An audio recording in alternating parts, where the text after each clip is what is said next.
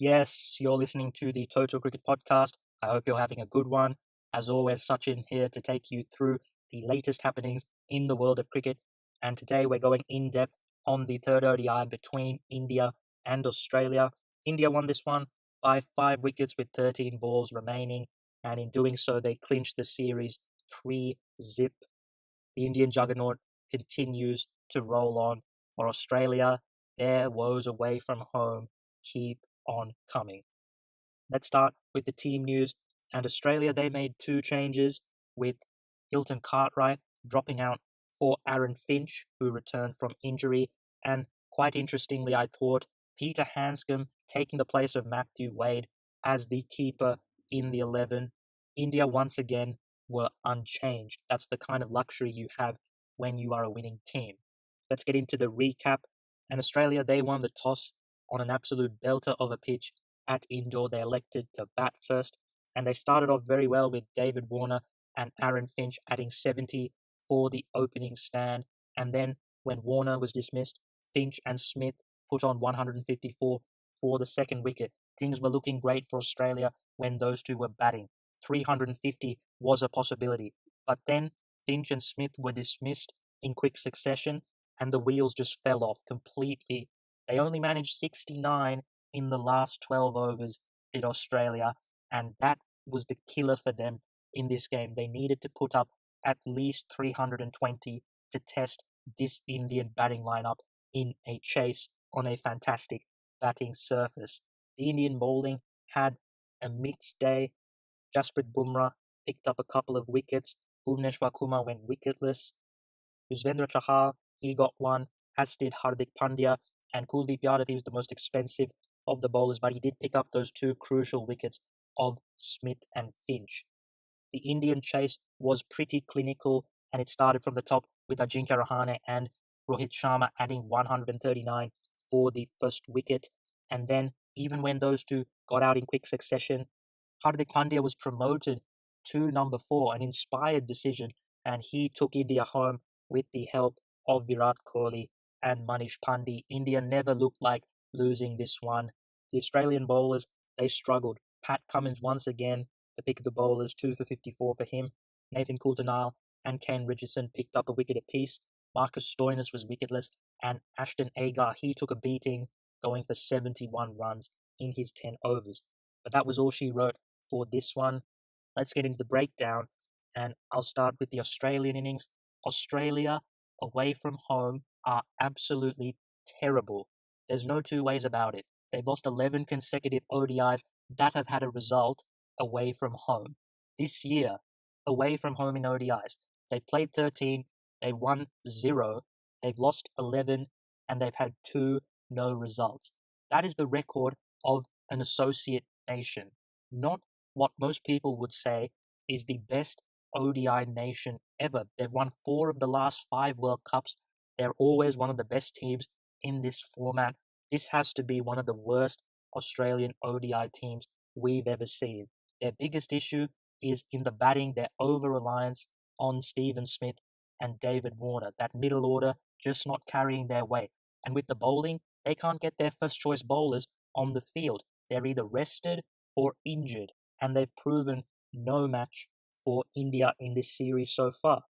But I'll start with David Warner, and it was a typical David Warner innings, 42 of 44. India bowled very tight lines up front. They had a fairly straight field, but David Warner kept the scoreboard ticking over early on as Aaron Finch was bedding in. But then, just when he was looking to kick on, he got an absolute jaffer from Hardik Pandya, one that just nipped off the surface and took his off stump. Fantastic delivery from Hardik, but that is the risk that David Warner takes with his technique. He likes to stay inside the line of the ball, and as such, when it nips away like that, he leaves himself exposed. Aaron Finch couldn't ask for a much better comeback from him, his 8th ODI century, 124 of 125. He was a big addition to this Australian 11. Hilton Cartwright did not look at home in the opening position. And Aaron Finch, I love the way he built his innings. Started slowly and progressively increased his strike rate. And I thought particularly the way he played the spinners, hitting them down the ground, over the top, that's a high percentage play. Aaron Finch staying in the V and hitting the ball over the top in the gaps. Very good cricket from Aaron Finch. He's a class batsman. Yes, he's not the most technically proficient, and he sometimes struggles against good fast bowling at the beginning of the innings. But on this surface, with the ball not doing anything, he filled his boots. The only issue for him in this game was his dismissal. He'll be disappointed to have just picked out deep square leg. He probably should have kept going. He was batting that well, but that's just a minor complaint. Stephen Smith looked good again, consecutive 50s for him, as usual, milking the bowling around, picking the gaps very nicely as he does with that awkward technique, so difficult for the bowlers to bowl to him. He's able to maneuver the field so well by using the crease expertly. Again, much like Finch though, threw his wicket away a little bit, Kuldeep Yadav wrong'un, didn't quite middle it, and he held out at long off at a time when Australia were about to launch. So just like the last game for Stephen Smith, needs to go on with it. 50 is not enough. Glenn Maxwell, he struggled immensely as he has this whole series. Yuzvendra Chahal has got him out all three occasions, and it makes a lot of sense. Spinning the ball away from Maxwell, he's been keeping it predominantly wide of his off stump, eliminating Maxwell's favourite shot, the slog sweep, and it's been very effective. He could not do anything. Glenn Maxwell came in, Jasprit Bumrah tied him down, and then Yuzvendra finished him off, threw it out wide. Maxwell came down the pitch, missed it, and Dhoni did the rest. Then Maxwell has to be able to overcome this type of bowling. He was elevated in the order ahead of Travis Head to number 4 as a pinch hitter, and 5 off 13, that was not good enough for Australia in that situation, sucked the momentum out of the innings. Travis Head, he came and went pretty quickly, 4 off 6 for him, clean bowled by a beautiful slow ball cutter from Jasprit Bumrah. Can't really criticise him too much. He came in at a time where Australia had to go. Marcus Stoinis, 27 off 28. The strike rate wasn't great considering he was batting in the slog overs, but India were bowling exceptionally well at that point, and Australia had no momentum. He was losing partners left, right, and centre, but I think he would have wanted to do better. Only managed the 2 boundaries in those 28 deliveries, but we saw his power. He's able to hit good deliveries to the boundary, but perhaps he could add a little bit more finesse to his game.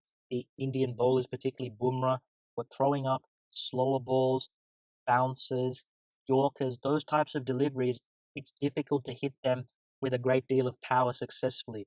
Sometimes it's about using the pace of the delivery to maneuver it in the gaps in the field. So that's something that Marcus Stoinis could look at. Peter Handscomb, I think he would have been slated to come in at 4 or 5 in this order, but given the situation where Finch and Smith batted deep into the innings, then Australia thought it was better to bring more pinch hitter type players in, and as such he came in a situation that he's not really made for. 3 off 7, he's not a power hitter, Peter Handscomb. He's not a guy who's going to come in and hit a couple of sixes in the last few overs of the innings. That's not what he is. So it was a very difficult situation for him to come in on his return to the ODI team. He needs to bat at 4 or 5 in the middle overs against the spinners. We know he's very good against spin. That's where Australia, I think, see him batting. It's just that today the cookie didn't quite crumble well for him. But putting that aside, I like the selection of Peter Handscomb as a wicketkeeper. I think that you can get away with him as a wicketkeeper in ODIs. He's only a part-time keeper, but I think that's okay. And Matthew Wade has not been performing either in the Test format or the ODI format. It's time that Australia tried something different, and it will be difficult for Matthew Wade now to get back into the team for the Ashes, I think. He's probably not going to get picked in the last 2 ODIs, and with the Ashes coming up, you'd argue that he's pretty close to getting dropped from the Test team. So this is a big moment for Australia now with their keeping situation. They'll hope that Peter Handscomb can at least add some stability in the ODIs. I don't think he can keep in the Test, so they're going to have to find someone to fill that role if it's not going to be Matthew Wade. And Ashton Agar was the only other batsman came in, and he struck the ball around 9 off 6 just to get Australia close to that 300 mark. But as I said, they left a lot of runs on the field, Australia should have got 320 or 330. That middle order, once again, not quite delivering. Although I think it would be unfair to attribute all the blame on them. Finch and Smith getting out in the 39th and 40th over, respectively, certainly didn't help their cause. The Indian bowling, I thought they did a reasonable job. As I said before, the pitch was pretty flat, so it was difficult for them. Bhuvneshwar, I thought did a reasonably good job. He didn't pick up a wicket, yes, but I thought he was excellent in the end of the innings to restrict Australia with his assortment of tricks. He's got that knuckle slower ball. He can bowl a cutter. He bowls the Yorker, the bouncer. His stock delivery in those moments is the wide back of the length delivery, very difficult for batsmen to hit away. The conditions weren't quite conducive for him when you compare it to the last game when the conditions were perfect for him. There wasn't a lot of seam up front, but he still has enough skill to overcome that. That's the thing that he's worked on recently, Bhuvneshwar. He used to be dependent on swing, and if there wasn't any, he'd be mediocre. But now he's developed his skill set, and he has more strings to his bow, and that has helped him become an elite bowler, Bhuvneshwar Kumar. Jasprit Bumrah was excellent, I think. The pick of the bowlers for India, once again, superb at the death with his smorgasbord of deliveries, so difficult to pick up. And even at the start of the innings, much like Bhuvneshwar, there wasn't much swing, but they both held a disciplined line and they didn't let Australia get off to a flyer. I think they both did very well given the conditions. Yuzvendra Chahal, he also, I think, did quite a good job. Got belted down the ground for a few sixes by Aaron Finch, but apart from that, pretty solid from him.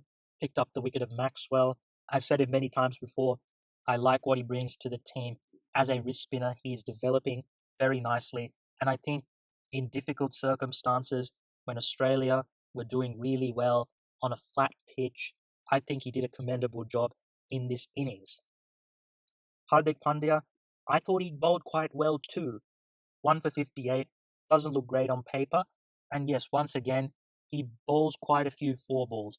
That's the reality that India face with Hardik Pandya at the moment. Doesn't have the consistency of the other bowlers, but what he does give you is a wicket-taking threat. And that ball to get rid of David Warner was unplayable.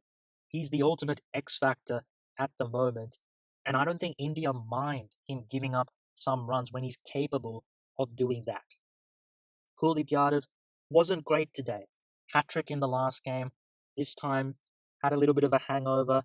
He got blasted by Aaron Finch for 3 sixes, Marcus Stoinis, another. And the issue for Kuldeep is I think he bowled a little bit too full.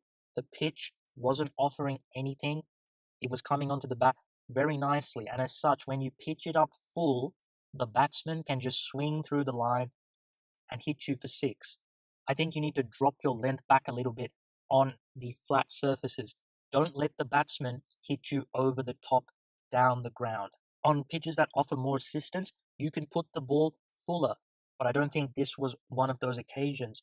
Having said all this, he stick to this plan of tossing it up, and it worked in the end, getting rid of Finch and Smith, holding out in the deep. I thought particularly to Smith, the wrong un was well thought out.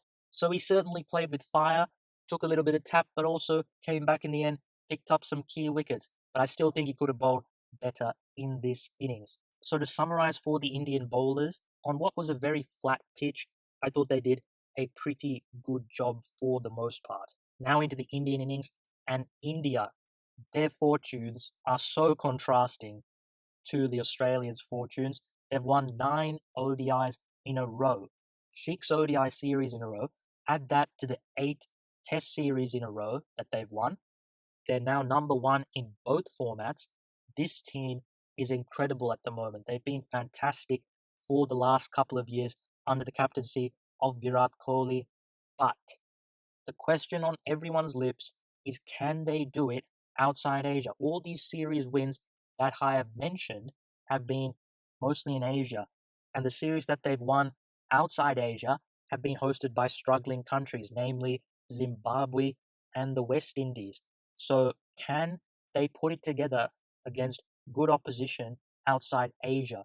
That is the big question for India. And I think if they do that, then I don't think anyone can question this team anymore. They'll be the undisputed number 1 team and one of the great teams of all time.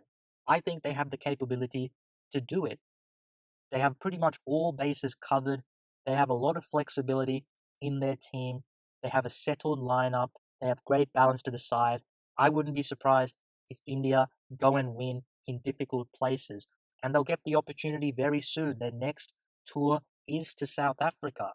Then they go to England in 2018, Australia for next summer. Perfect litmus test for them, and I think they have the potential to deliver big time. But let's start with Ajinkya Rahane, and he did a great job once again for India. Consecutive 50s for him. And looking at his record this year as an opener, he's played 10 ODIs. He's got 472 runs at an average of 47.2. That's a fantastic record. For almost every other country, he would be a first choice player. But such is the riches that India possess that he's merely a backup to Shikhar Dhawan and Rohit Sharma. And I think the main reason why he is his strike rate. His strike rate this year is 76. And I think you want a more explosive option at the top of the order these days in one-day cricket. But in this game, his strike rate was very good, 92. It was 70 off 76 for him. Pretty classic Rahane. He got in, took his time, and then he put away the bad balls with ease. Great batting from him, and it would be disappointed not to have got 100. But Ajinkya Rahane offers a really solid option for this Indian team. He's the backup opener, and if things don't quite go to plan with their search for a number 4, he can slot back into that position for them. He's played most of his ODI cricket in the middle order. He offers them a lifeline, if you were. Rohit Sharma back into form. I've said before, he has some technical issues that can be exposed against the moving ball early on, but on this surface, there wasn't a lot going for the seamers. Nathan Coulter wasn't getting the ball to swing away as he did in the first 2 ODIs, and as such, Rohit Sharma found it a lot easier, and he filled his boots. 71 of 62, and the way he hit the ball was a joy to watch. Classic Rohit Sharma hitting clean through the line of the ball. It looks so easy. It doesn't look like he's putting a lot of power into these strokes, and yet they go a mile. He's an incredibly talented batsman, and what a revelation he's been over the last few years for India at the top of the order. One of the best in the business, Rohit Sharma. And much like Ajinkya Rahane, he will be disappointed that he couldn't quite cash in on this innings. Virat Kohli, in a chase, you'd expect a big score from him, but he only managed 28. He was going along nicely as always, but then he just made a mistake against Ashton Agar, picking out long on. He tried to go over the offside, but he got a thick inside edge. A rare mistake from Virat Kohli, but I think what was pleasing to see for India is that others were able to do the job even when he didn't quite perform. Hardik Pandya coming in at 4. This was very interesting. Manish Pandey struggling in the position in the first 2 ODIs. Hardik was brought in, and at this point in the innings, they'd removed Rahane and Rohit in very quick succession, but then Hardik Pandya slammed the door in the Australians' face, much like he did in the first ODI, exploding. And what I liked about Hardik in this innings is we know how dangerous he is against spin. That slog sweep, also hitting down the ground. He's so dangerous, but he was also able to hit the fast bowlers around with ease in this one. That was good to see from Hardik. It's been quite an incredible rise for him in the last year. He's one of the most explosive talents in world cricket, one of the best all-rounders in the limited overs formats. He's such an X-factor with both bat and ball, and he's fairly consistent, even at such an early stage in his career. This guy's completely changed the dynamic of this Indian team. From a fairly predictable batting lineup, most of the players playing the same way, he's completely changed that, added another element to this lineup. Speaking of adding another element to the lineup, Kedar Jadhav, another one who is so aggressive, goes from ball 1, that can be his downfall. I've talked in the last few ODIs how I've liked the balance he's had, getting in early on before then starting to expand, but he fell into his old trap here, only faced the 3 balls before he played a poor shot. The ball was way too close to cut. He got a thick outside edge through to Peter Hanscom. This is the issue for Kedar Jadhav. He's just got to play the percentages a little bit more at the start of his innings. It wasn't like the required rate was steep at all. It was very comfortable. He had time to get himself in, but he couldn't overcome his instinct. Manish Pandey will feel a lot better after this one. Struggled in the first two games, as I mentioned before, but a very nice 36 off 32 to finish the innings. Wasn't tested given the nature of the surface and also the fact that he came in when the game was pretty much dead and buried. But still, I think it was important for him to get some runs under his belt. And then MS just did what MS does, came in to finish the job. Didn't really need to do much, did he? The Australian bowling, they toiled, much like India, in trying circumstances. But I was surprised that they weren't able to get anything out of the surface, even with the new ball under lights. It usually does zip around, but they were pretty flat, it must be said. And this bowling lineup is not cutting it at the moment. I understand that they're missing players, but I don't think it's quite penetrative enough, particularly against this Indian team. But Pat Cummins, again, the most threatening of the Australian bowlers. He picked up 2 wickets, although they were largely consolation ones. Didn't do a great deal wrong in this game, though, and I think that Australia should rest him from the last 2 ODIs. There's absolutely no need to play him in dead rubbers with the Ashes coming up, given his injury history. No-brainer, in my opinion. Nathan Coulter-Nile, this was the poorest of the games for him so far, and the biggest reason for that was that the swing wasn't there for him. That outswing that he tormented the Indian top order with in the first 2 games wasn't there in this game, and as such he found it a lot more difficult to get at them. It's a pretty tough gig for bowlers in ODIs these days, so I can't be too critical of Nathan Coulter-Nile in this one. I don't think. Same for Kane Richardson, didn't do a great deal wrong. He picked up the wicket of Kedar Jadhav, but he wasn't very threatening either. Comparing the Indian and the Australian fast bowlers, I think there's a gap in skills in this format. I think the Indian bowlers have better change-up deliveries than the Aussies. That's something they need to work on now with the one-day game being so stacked towards the batsmen these days. Marcus Stoinis, he had a poor day with the ball, got hit for a lot of boundaries, couldn't bowl top balls. I think he's a decent bowler, but again, the same logic can be applied to the rest of the Australian bowlers. Didn't quite have the skills to trouble the Indian batsmen today, although I must say that they were up against it given the conditions. Ashton Agar, he once again struggled. Wasn't a great day for him. He suffered a dislocated finger in the field, and he's been ruled out of the last 2 ODIs. And hopefully then we see Adam Zampa.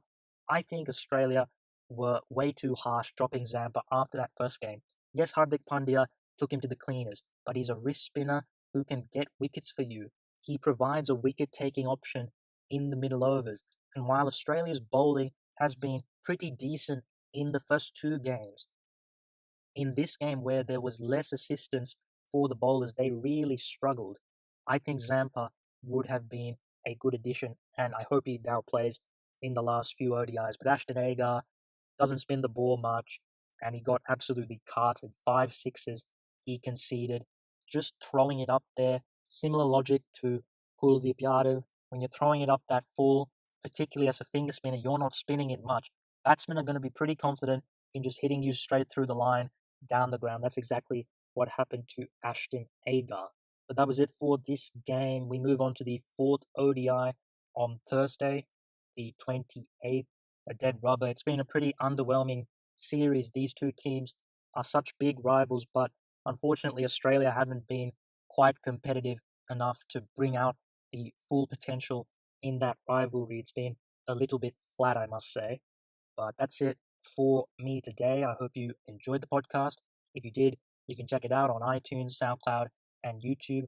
The links to all those platforms can be found on the Twitter page. Do let me know if you think that this Indian team can win outside Asia and what Australia have to do to arrest this slide. But until next time, thanks for listening, and I'll see you later.